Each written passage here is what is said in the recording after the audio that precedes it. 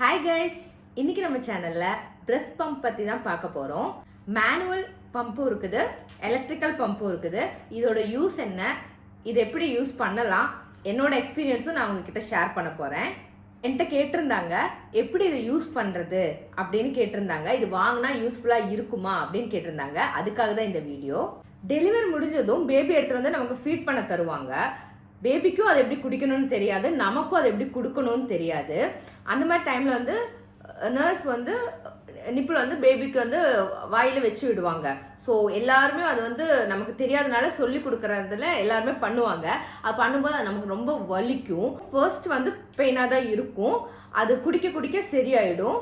அதை குடிக்க தெரியாதனால தான் நமக்கு வந்து நிப்பிள் கிராக் வருது. நம்ம வீட்டில் பெரியவங்க இல்லை பேரண்ட்ஸ் கிட்ட கேட்டால் கூட அவங்களும் சொல்லுவாங்க, எங்களுக்கும் இந்த மாதிரி இருந்துச்சு, அது நிப்பிள் வந்து பிஞ்சு பிளட் எல்லாம் வரும், ஆனால் நாங்கள் கோகனட் ஆயில் அப்ளை பண்ணிட்டு நாங்கள் பிரஸ்ட் ஃபீட் பண்ணுவோம் அப்படின்னு சொல்லுவாங்க. பிரஸ்ட் ஃபீடிங் வந்து எனக்கு எங்கள் டாக்டர் சொன்னது வந்து பெயின்ஃபுல்லாக இருக்கவே கூடாது அப்படின்னு. அது வந்து ரொம்ப என்ஜாய் பண்ணி அது ஒரு பியூட்டிஃபுல்லான ஃபீலிங். நமக்கும் குழந்தைக்கும், குழந்தையோட பசி அடக்கிறோங்கிற அந்த ஒரு விஷயம் மட்டும் இல்லை, நமக்கும் குழந்தைக்கும் உள்ள பாண்டிங், ஒரு பியூட்டிஃபுல்லான பாண்டிங் அதில் இருக்குது. ஸோ அதனால் நம்ம பெயின்ஃபுல்லாக இல்லாமல் குழந்தைய பார்த்தா ஐயோ பெயின்ஃபுல்லாக இருந்தால் கண்டிப்பாக பயம் வரும். குழந்தை அங்கே அழுது நம்ம நெக்ஸ்ட்டு மில்க் கொடுக்கணும் அப்படின்னு நினைக்கும் போதே பயம் வரும். ஏன்னா அது நான் எக்ஸ்பீரியன்ஸ் பண்ணியிருக்கேன். ஏன்னா நமக்கு வலிக்கும். அந்த வலி வந்து சும்மா சாதாரண வலியில் இல்லை, ரொம்பவே பெயின். அது எக்ஸ்பீரியன்ஸ் பண்ணியிருக்கவங்களுக்கு அது நல்லாவே புரியும். அந்த மாதிரி ஒரு பெயின் அதை வந்து முன்கூட்டி இப்போ நெக்ஸ்ட்டு நீங்கள் டெலிவரி நடக்க போகுது அப்படின்னா நீங்கள் வந்து ஒன்று நம்ம கரெக்டாக ஃபீட் பண்ண தெரிஞ்சுக்கோங்க.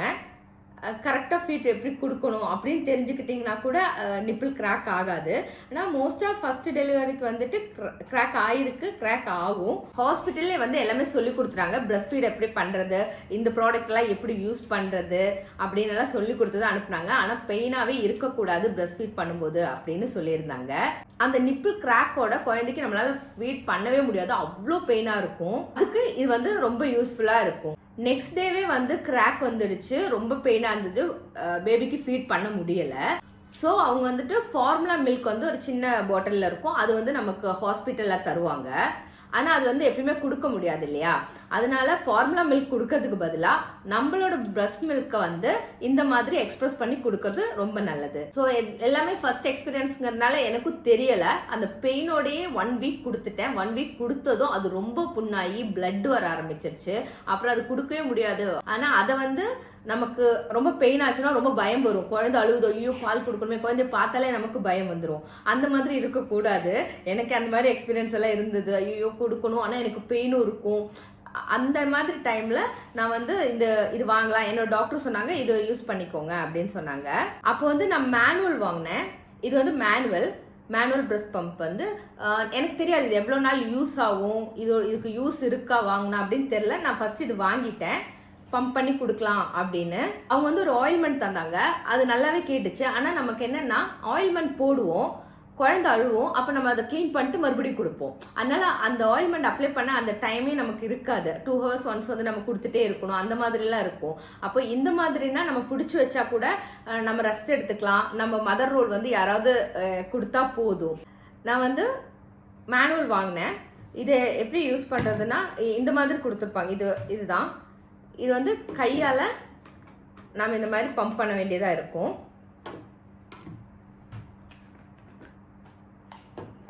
இது ஓப்பன் பண்ணி இது கூட ஃபிக்ஸ் பண்ணிட்டிங்கன்னா இவ்வளோதான். இது வந்து இதெல்லாம் இருக்கிறதுனால நமக்கு பெயின் இருக்காது. வாங்கும்போது நல்லதாக பார்த்து இந்த மாதிரி பெயின் இல்லாத மாதிரி இந்த மாதிரி இருக்கிறதெல்லாம் பார்த்து வாங்கிக்கோங்க. நமக்கு இந்த மாதிரி வச்சாலும் பெயின் இருக்காது. ஸோ இந்த மாதிரி பம்ப் பண்ணுனா மில்க் வந்து இது வந்து ஃபில் ஆகிடும். நம்ம அதுக்கப்புறம் இது வந்து எல்லாத்துலேயும் வந்து நியூ பார்னுக்கு வந்து இந்த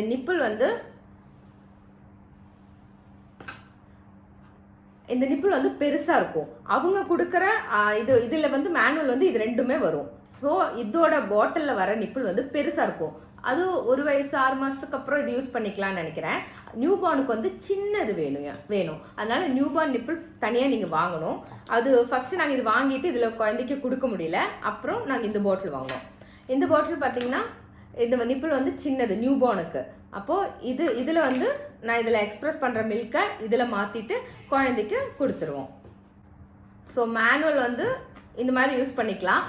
டெலிவரி முடிஞ்சு ஒரு 1 வீக்கில் தான் நான் இது வாங்கினேன். அப்போ வந்து நம்ம ரொம்ப வீக்காக இருப்போம். அப்போ இந்த இது பண்ணும்போது எனக்கு கையெல்லாம் ரொம்ப பெயின் வர ஆரம்பிச்சிருச்சு. பண்ண முடியலை, வீக்காக இருக்கிறதுனால இது பண்ண முடியலை. இது எவ்வளோ நாள் யூஸ் பண்ணுவோன்னு தெரியாமல் ஜஸ்ட்டு வாங்கினது தானே. அது என்னாச்சு, எனக்கு வந்து ஒரு 3 வீக்ஸ் மேலே ஒரு 1 மந்த் அந்த மாதிரி காயம் வந்து ஆறுறதுக்கு அவ்வளோ டைம் எடுத்துச்சு.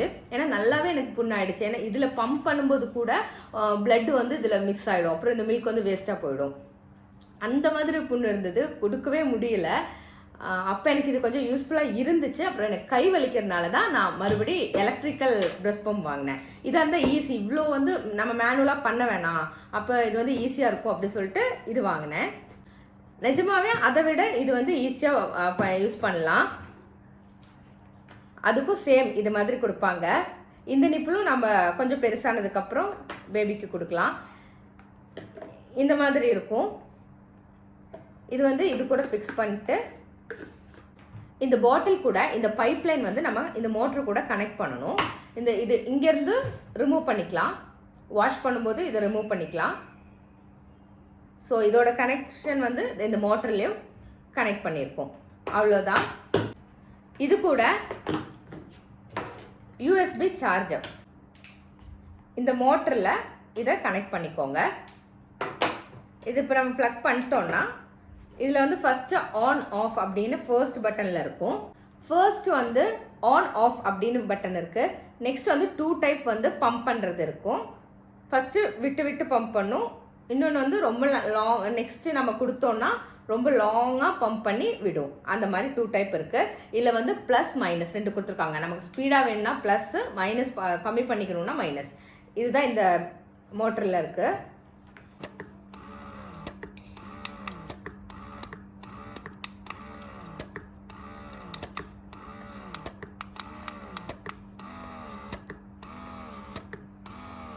இதை விட இந்த மோட்டர் வந்து நமக்கு வந்து யூஸ் பண்ணுறதுக்கு இதுதான் ஈஸி. ஆனால் இது எதுக்கு யூஸ் ஆகும்னு பார்த்தீங்கன்னா, மேனுவல் வந்து இப்போ நம்ம ஒரு ட்ராவல் பண்ணுறோம், எல்லா இடத்துலையுமே நம்ம ப்ளக் பண்ணி பண்ணணும் அப்படின்னு இல்லை. நமக்கு இப்போ எக்ஸஸாக மில்க் வருது, நமக்கு பிடிச்சு வைக்கணும் அப்படின்னு இருந்தால் அப்போது இந்த மேனுவல் வந்து நமக்கு ட்ராவல் பண்ணும்போது அந்த மாதிரி டைமில் வந்து இது ரொம்ப யூஸ்ஃபுல்லாக இருக்கும். நம்ம மேனுவலாக பண்ணிக்கலாம். இது நான் வந்து அந்த டைமில் வீக்காக இருந்தனால இது வந்து எனக்கு அப்போ யூஸ்ஃபுல்லாக இருந்துச்சு. ஸோ இது நமக்கு எந்த இதுவுமே கிடையாது. ஜஸ்ட் இதை ஆன் பண்ணி ப்ரெஸ் பண்ணி விட்டால் அதுவே எக்ஸ்பிரஸ் ஆகிடும். ஜஸ்ட் இப்படி ஸ்ட்ரைட்டாக உட்காந்தா மட்டும் போதும், அது ஃபில் ஆகிடும். ஃபில் ஆனதுக்கப்புறம் நான் இந்த பாட்டிலில் இதில் ஃபில் பண்ணிட்டு நம்ம பேபிக்கு கொடுக்கலாம். இதில் வந்து எம்எல் இருக்கும். ஸோ எவ்வளோ எம்எல் வேணும் அந்த மாதிரி பார்த்துட்டு கூட நீங்கள் ஃபீட் பண்ணிக்கலாம். ஸோ எனக்கு வந்து 1 மந்த் வரைக்கும் இது யூஸாக இருந்தது. பேபி பிறந்து அது புண்ணு ஆறுற வரைக்கும் நான் இந்த மாதிரி இதில் கொடுத்துருந்தேன். அப்புறமா அது சரியானதும் டைரெக்டாக ஃபீட் பண்ணிட்டோம். நம்ம நெக்ஸ்ட்டு வந்து இந்த மாதிரி ஃபீட் பண்ண முடியல அப்படின்னா நம்ம ஃபார்முலா மில்க்கு பவுடர் அதுக்கு தான் நெக்ஸ்ட்டு போவோம்.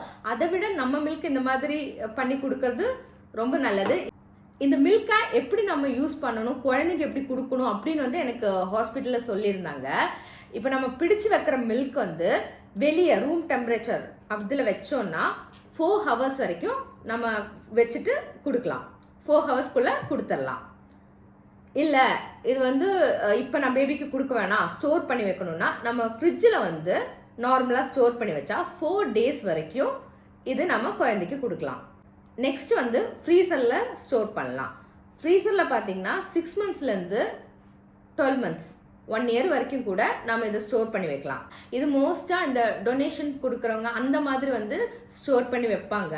எனக்கு தெரிஞ்சு மோஸ்ட்டாக ஃப்ரீசர்லாம் ஸ்டோர் பண்ணுறது வந்து நம்ம வந்து டொனேட் பண்ணலாம். இந்த பிரெஸ்ட் மில்க் வந்து டொனேட் பண்ணலாம். ஏன்னா இப்போ இருக்கிற ஜென்ரேஷனுக்கு வந்து மோஸ்ட்டாக வந்து மில்க் வரதில்லை, அந்த மாதிரி ப்ராப்ளம் எல்லாம் இருக்குது. அப்போ வந்து ஏதாவது இன்ஃபெக்ஷன் ஆன பேபிஸ்க்கு வந்து மில்க் தேவைப்படும் போது நம்ம வந்து டொனேட் பண்ணுறது வந்து அவங்களுக்கு யூஸ்ஃபுல்லாக இருக்கும் அந்த பேபிக்கு. நான் அந்த டொனேஷன் பற்றியெல்லாம் கேள்விப்பட்டிருக்கேன். ஸோ உங்களுக்கு டீட்டெயிலாக ஏதாவது தெரியணும்னா ஹாஸ்பிட்டலில் கேட்டால் கூட அதை பற்றியெல்லாம் சொல்லுவாங்க. நம்ம வீட்டில் பேரண்ட்ஸில் பெரியவங்க யாராவது இருந்தால் சொல்லுவாங்க, உனக்கு எக்ஸஸாக இருக்குது மில்க்குன்னா நீ போய் வாஷ்ரூமில் போயிட்டு அதை எக்ஸ்பிரஸ் பண்ணிட்டு வந்துரு அப்படின்னு சொல்லுவாங்க. ஸோ அந்த மாதிரி வேஸ்ட் பண்ணுறதுக்கு உங்களுக்கு எக்ஸஸாக வருதுன்னா நீங்கள் இந்த மாதிரி பிடிச்சி வச்சு குழந்தைக்கு கொடுக்கலாம். இல்லை கிடைக்காத பிரெஸ்ட் ஃபீட் பண்ண முடியாத பிரெஸ்ட் மில்க் இல்லாத பேபிஸ்க்கு கூட நம்ம கொடுக்கலாம். ஸோ இது வந்து அதுக்கெல்லாம் யூஸ்ஃபுல்லாக இருக்கும். எனக்கு 1 வீக் அப்புறம் இதெல்லாம் வாங்கினேன். இதெல்லாம் எனக்கு ஒரு 1 மந்த் வரைக்கும் யூஸ் ஆச்சு. இப்போ நிறைய ஃப்ரெண்ட்ஸ் அந்த மாதிரியெல்லாம் கேட்கும்போது அவங்க சொல்லுவாங்க, இப்போ என் பேபிக்கு வந்து 3 மந்த்ஸ் ஆச்சு.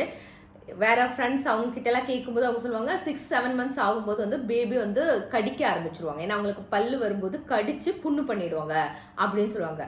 அந்த டைம்ல மறுபடியும் நம்ம இந்த மாதிரிலாம் வாங்கணும் அப்படின்னு யோசிப்போம். அப்போ இது வாங்கி வச்சிருக்கிறது அந்த டைமுக்கும் நமக்கு யூஸ்ஃபுல்லாக இருக்கும். எனக்கு அதை பற்றி கிளியராக தெரியலை. ஆனால் இப்போ 3 மந்த்ஸ் ஆச்சு பேபிக்கு. ஆனால் எல்லா எக்ஸ்பீரியன்ஸ் மாம் சொல்கிறது என்னென்னா, ஒரு 6-7 மந்த்ஸ் ஆனதும் பேபி கடிக்க ஆரம்பிச்சு புண்ணாயிடும். அதுக்கப்புறம் நமக்கு பெயின் ஆகிடும், நம்ம கொடுக்கவே முடியாது. அந்த மாதிரி டைமில் இந்த மாதிரி கொடுத்துக்கலாம் அப்படின்னு சொன்னாங்க. ஸோ நான் என்னோட எக்ஸ்பீரியன்ஸ் இதுதான். மோஸ்ட்டாக ஃபர்ஸ்ட் டெலிவரிக்கு வந்துட்டு கிராக் ஆகிருக்கு. இந்த மாதிரி எல்லாம் எக்ஸ்பீரியன்ஸ் பண்ணியிருக்கிறது தான் எனக்கு தெரிஞ்சு.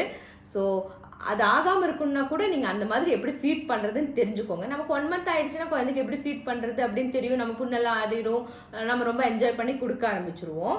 ஸோ என்னோட எக்ஸ்பீரியன்ஸும் உங்ககிட்ட ஷேர் பண்ணணும்னு நினச்சேன். அவ்வளோதான். என்கிட்ட கேட்டிருந்தாங்க இது யூஸ்ஃபுல்லாக, இது எப்படி யூஸ் பண்ணணுன்னு. ஆக்சுவலாக யூஸ் பண்ணுறது, மில்க் எப்படி எடுத்து ஸ்டோர் பண்ணுறது எல்லாம் நான் உங்ககிட்ட சொல்லியிருக்கேன். இது யூஸ்ஃபுல்லாக தான் இருக்குது, ஃப்யூச்சர்லேயும் யூஸ்ஃபுல்லாக இருக்கும். ஏன்னா நம்ம ஒரு ட்ராவல் போகிறோம் அப்படின்னு இருக்கும்போது அந்த மாதிரி நம்ம இந்த மாதிரி பாட்டிலில் பண்ணி கூட கொண்டு போகலாம். அப்போது உங்களுக்கு இல்லை நம்ம வீட்டில் இருந்தோன்னா இந்த மாதிரி ப்ளக் இருக்கிற இடமா போகணும் அப்படின்னா கூட இது எடுத்துக்கலாம். இல்லை ப்ளக் இல்லாத இடம் இருக்கும், எங்கேயோ போகிறோம், அங்கெல்லாம் இந்த மாதிரி எலக்ட்ரிக்கல் யூஸ் பண்ண முடியுமா அப்படின்னு தெரிலனா கூட இந்த மாதிரி மேனுவல் நமக்கு யூஸ்ஃபுல்லாக இருக்கும். அப்புறம் நியூ பார்னாக இருக்கிறதுனால நான் இந்த இது வாங்கினேன். அப்போ நிப்பிள் வந்து இதுக்கு வந்து கொஞ்சம் அவங்க பெருசாயிட்டாங்கன்னா அது வந்து அவங்களுக்கு இந்த நிப்பிளே வந்து செட் ஆயிரும். ஸோ இந்த ஒரு பாட்டில் இதுக்கும் இது செட் ஆயிரும். நம்ம அதில் கூட கொடுத்துக்கலாம். என்கிட்ட கேட்டவங்க வந்து இது வாங்குறது யூஸ்ஃபுல்லாக இல்லை வாங்கி வேஸ்ட்டாக போயிடுமோ அந்த மாதிரிலாம் தான் கேட்டாங்க. எனக்கு யூஸ்ஃபுல்லாக இருந்துச்சு. ஸோ உங்ககிட்ட சொல்லணும்னு நினச்சேன், சொல்லிட்டேன். அப்புறம் மெயினான ஒரு திங் வந்து நம்மக்கிட்ட இப்போ நம்ம டெலிவரி முடிஞ்சிட்டோன்னா நம்மக்கிட்ட மோஸ்ட்டாக அதிகமாக கேட்குற கேள்வி என்னன்னு பார்த்தீங்கன்னா, பால் இருக்கா, பால் குடிக்குதா பாப்பா, அந்த மாதிரி தான் கேட்பாங்க. ஸோ இந்த மாதிரி கேள்வியெல்லாம் நீங்கள் வந்து மைண்டில் ஏற்றிக்க வேணாம். ஸோ உங்கள் மனசில் வந்து நீங்கள் பாசிட்டிவாகவே நினைங்க. பால் இருக்கும். நான் மோஸ்ட்டாக வந்து பால் வரதுக்கு வந்து நம்ம ஹாப்பியாக இருக்கணும் அப்படின்னு சொல்லுவாங்க. ஏன்னா ஹாப்பியாக இருந்தால் தான் அந்த ஹார்மோன் வந்து சுரக்கும், அப்போ தான் மில்க் வந்து ஃபார்ம் ஆகும் அப்படின்னு சொல்லுவாங்க.